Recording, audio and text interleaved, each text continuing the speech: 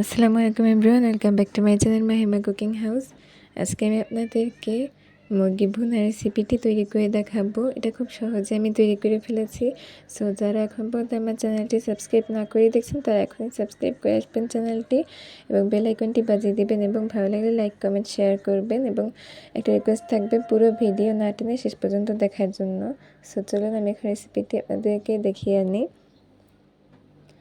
So ফার্স্টে আমি যেই কড়াইতে এই চিকেন ভুনাটা তৈরি করব, এই কড়াইতে প্রথমে আমি তেল দিয়ে দিচ্ছি পরিমাণ মতো। এরপর আমি এখানে লাল মরিচের গুঁড়ো, হলুদের গুঁড়ো, কাঁচামরিচ ফালি, পেঁয়াজ কুচি, আদা রসুন বাটা 2 টেবিল পরিমাণ একসাথে দিয়ে দিয়েছি।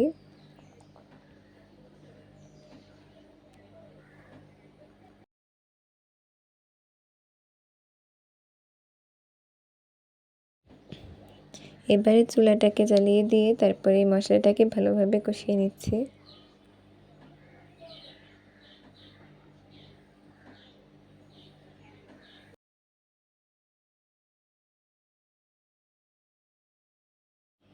মশলাটা কষিয়ে নেওয়ার পরে এখানে আমি চিকেন মিডিয়াম শেপ করে কেটে নিয়েছি, সেটা এখন এর ভেতরে দিয়ে দিচ্ছি।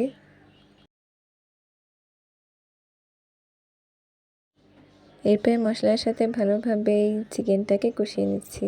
মাঝখানে কিন্তু আমি লবণটা দিতে ভুলে গিয়েছিলাম, তাই আমি লবণটা এখানে আমার স্বাদ মতো দিয়ে নিয়েছি। আপনারা কিন্তু এটা আগেই দিয়ে দিবেন।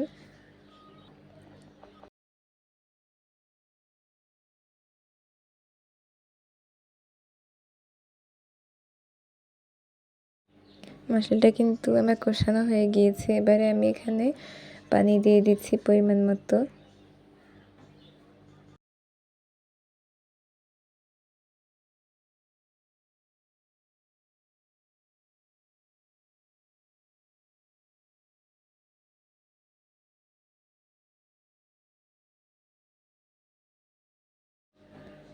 এখন এখানে এই মাংসটা আমার প্রায় কষানো হয়ে গিয়েছে। এটা উঠানো লাস্ট মুহূর্তে আমি এখানে গরম মশলা গুঁড়ো দিয়ে দিয়েছি 1/2 চামচ পরিমাণ।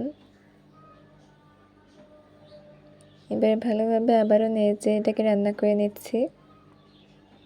আর এই রেসিপিটা কিন্তু আমার নাড়াচাড়া করতে করতে হয়ে গেছে। এবার আমি এটাকে পরিবেশন করে দেখাবো। এই রেসিপিটা কিন্তু আপনার বিরিয়ানি, পোলাও, ভাত যে কোনো কিছুর সঙ্গেই কিন্তু দিতে পারেন। আর মেহমান আসলে কিন্তু এই রেসিপিটা আপনি একবার তৈরি করে দেখতে পারেন, চিকেন ভুনা রেসিপি। সো আজকে এই রেসিপিটি কেমন লাগলো অবশ্যই কিন্তু কমেন্টে জানাবেন। দেখতেই অনেক সুন্দর লাগছে, খেতে কিন্তু আরও মজাদার হয়েছে। সো আপনাদের কাছে কেমন লেগেছে অবশ্যই জানাবেন এবং চ্যানেলটি সাবস্ক্রাইব করে লাইক কমেন্ট শেয়ার করে পাশেই থাকবেন। সবাইকে আজকের মতো এখানেই বিদায় নিচ্ছি। এতক্ষণ পর্যন্ত আমাদের সাথে থাকার জন্য ধন্যবাদ। আল্লাহ হাফেজ।